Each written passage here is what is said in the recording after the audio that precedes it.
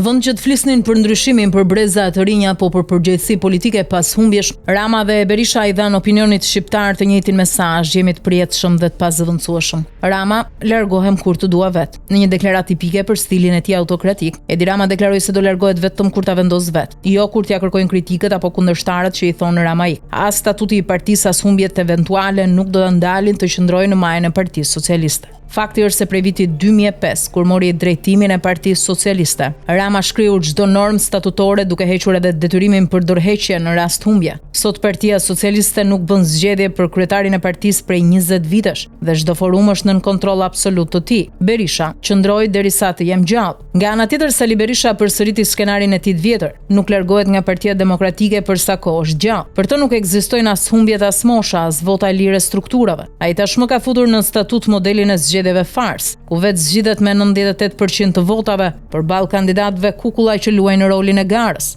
Në mënyrë paradoksale, edhe pse statuti i PD-s i ngarkon kryetarit përgjegjësinë për rezultatin zgjedhor, Berisha ka deklaruar publikisht se do të vazhdojë të jetë kryetar edhe nëse humb. Marrëveshje për përjetësi dhe mbjetesë politike. Rama dhe Berisha janë në garë vetëm në formë, por në thelb janë pak të heshtur për sundim absolut. Të dy e përdorin partinë si pronë private. Të dy kanë instaluar rreth vetes një kast vartësish pa integritet, që nuk guxojnë të kundërshtojnë edhe kur poshtrohen. Lista e deputetëve, emërimi i drejtuesve të qarqeve dhe forumeve të partive bëhet vetëm me vullnetin e njërit apo tjetrit. Edhe e përgjegjësitë për humbjet i kalojnë më poshtë për të mbetur vetë pa prekur. Në rast dështimi më 11 maj, të dy kanë përgatitur të njëjtën zgjidhje. Fajin do t'ja hedhin drejtuesve politik të qarqeve, por askush prej tyre nuk do ndëshkohet realisht, sepse janë vendosur në listat e sigurta për deputet.